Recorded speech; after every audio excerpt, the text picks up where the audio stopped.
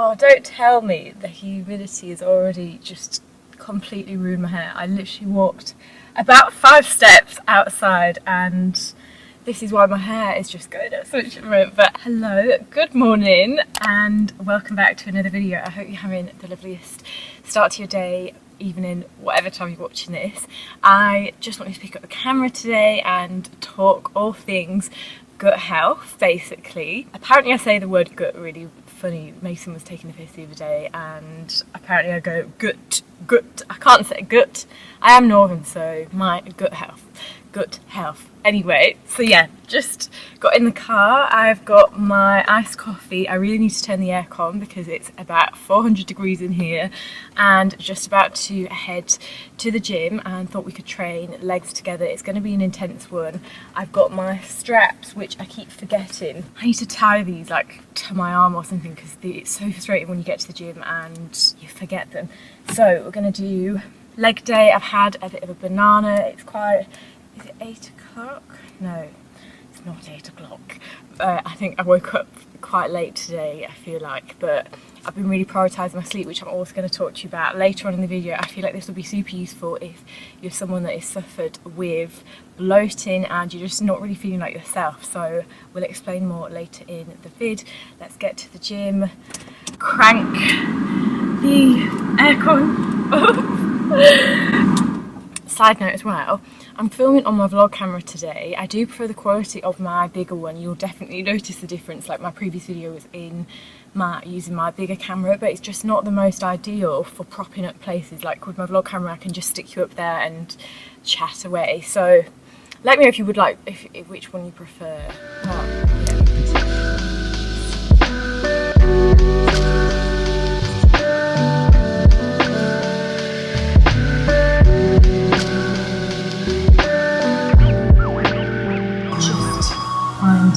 A really good leg day playlist. This is an absolute important thing to have a good gym session, right? So I use Mixcloud. I might try this one.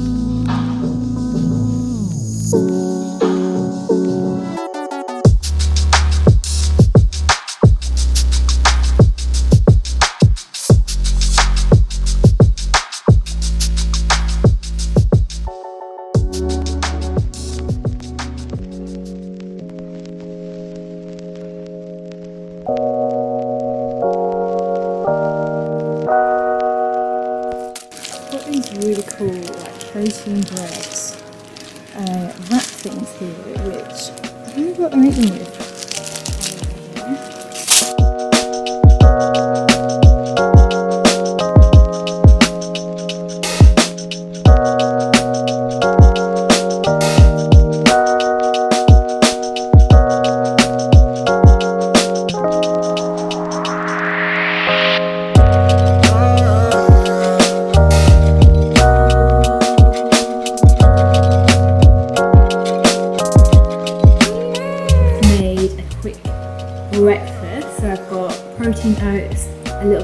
yogurt, some blueberries, cashew nuts, and a bit of dark chocolate and some cinnamon. Let me take you through my food shop. So here's some things that I have picked up and just thought I'd talk you through. So I've picked up some medjool dates. It's really good getting good quality dates. These contain insoluble fibre, so this is essential for healthy digestion, and eating enough insoluble fibre helps to prevent constipation as well as inflammation in the digestive tract. Here we've got a papaya. So not gonna lie, I don't think they're as like tasteful, say, as watermelon. I do really like them, but papayas contain high levels of antioxidants. They've got loads of vitamin A, vitamin C, vitamin E, and yeah, just really good for you. And then fermented foods, so the kimchi, this is really good for your gut health. This is actually really tasty as well. Also got some Greek yogurt here. I haven't found a brand that I really like Greek yogurt wise yet, so I've just got these little pots for now. Some collagen boosting foods. I've got some cashew nuts. Cashew nuts are my all-time favourite. Some nice healthy fats. I got some salmon, avocado here, and then this huge watermelon. I think it's really important to make sure you're just diversifying as well, like your fruit and veg. Shopping, obviously seasonal, is amazing. I love tomatoes, but just make sure with every meal you're just getting lots of high fibre foods in there. Look at the size of this apple. How big is that? I love having my apples in the fridge. So we've got sweet potato, and of course high fibre foods have a really positive impact on your gut health. Peppers here, butternut squash, I was going to say broccoli, cucumbers, broccoli, some more apples, some ginger, and I have got some garlic knocking around somewhere. Garlic can increase gut microbiome diversity as well. And then for salads, I've got this iceberg lettuce. And yeah, I think that's pretty much it. And then I just got some more oat milk, some dark chocolate, which I've already started tucking into. I went with dark and sea salt choc, and then I also orange one. Hello, I'm so excited to be sat filming this video because gut health is something I've taken such an interest into, and ever since I have sort of dived into the topic and researched more, I've just got so intrigued and interested in the whole thing. So it's something I like to talk about as well. Like even my friends and family, I'm like, maybe you should check your gut health. I started looking into it because I started feeling super inflamed for quite a while, and I had this awful bloat that was so uncomfortable sometimes, and quickly realised this is something not quite right here, and I just wanted to look at different areas. So the first thing I did was go get my bloods tested. Everything did actually come back as normal, so I just looked into other stuff, and then I started reading into and listening to more on gut health, which I hadn't ever really looked into too much before. So I quickly realised as well, and what we have already probably heard of our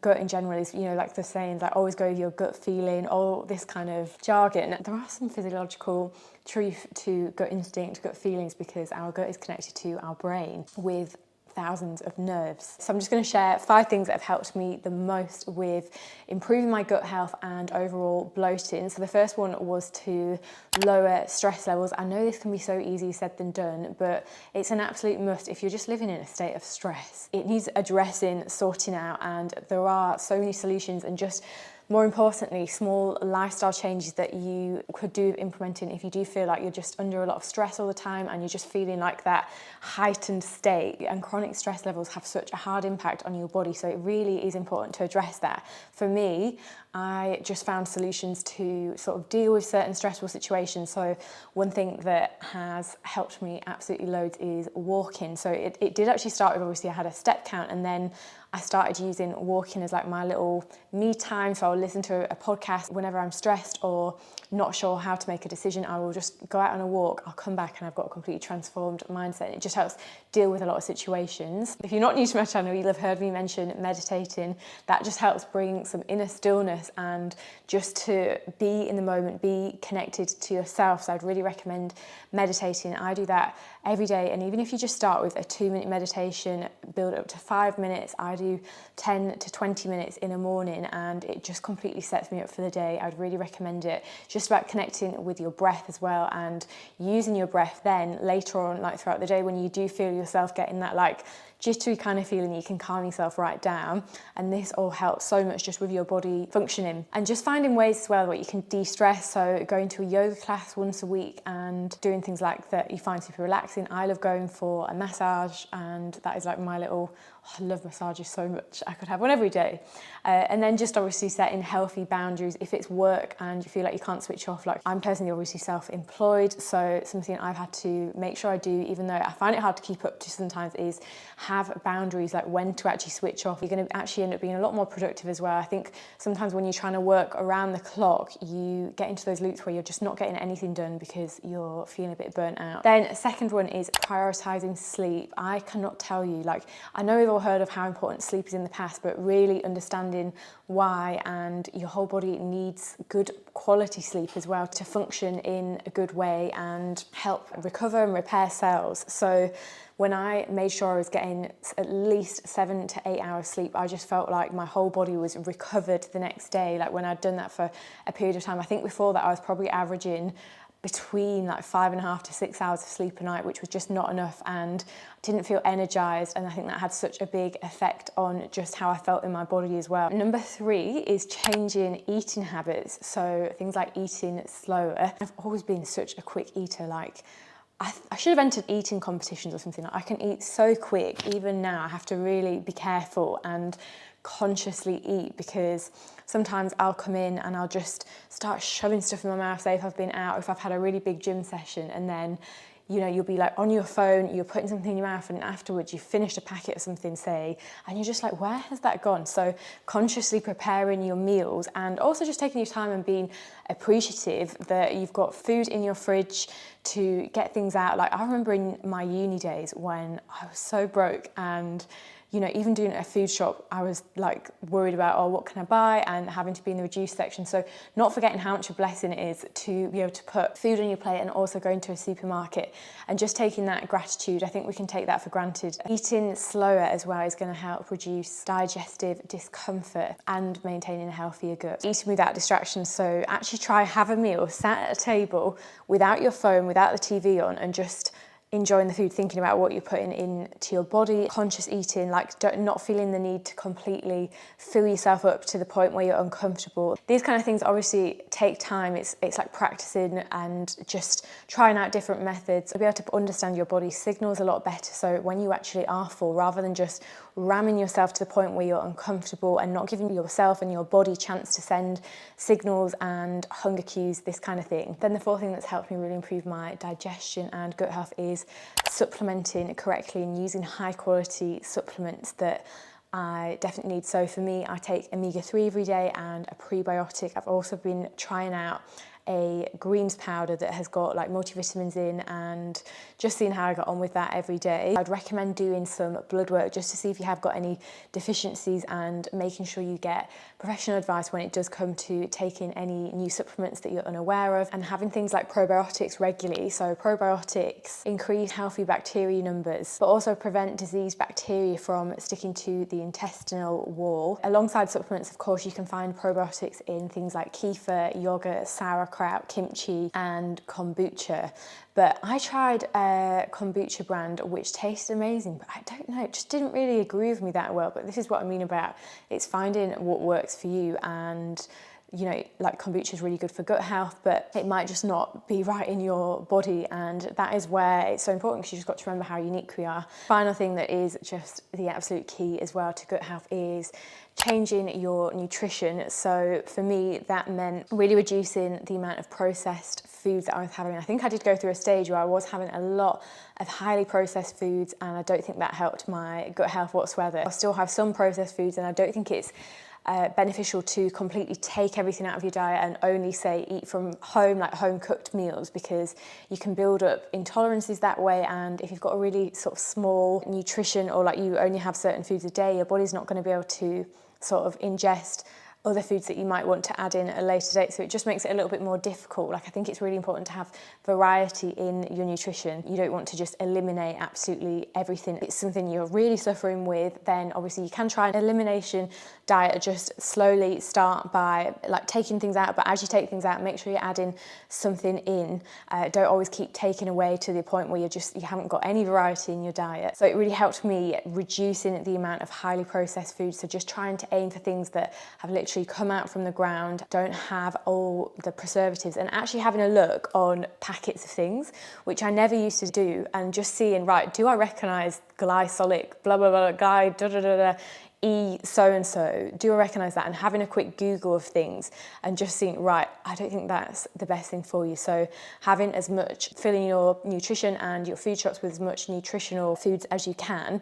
I like to follow the 80-20 rule, which helps me so much. I think it's important to still, you don't need to cut out things that you enjoy, and I would never recommend doing that. What I found really helpful as well is not having as many fizzy drinks. I did go through a stage of having so many Coke Zeros, and boy, that is full of artificial sweeteners. I'll still have them from time to time. I'm not going to sit here and be like, I don't ever touch a Diet Coke. I love a Diet Coke, but not having them as much as I used to. I was having loads a day at one point. And yeah, I really hope you've enjoyed this video, and let me know if you would like to see some more like this. I love doing this kind of content, and if you haven't already, I'd love to stick around by subscribing, and I'll see you in the next video.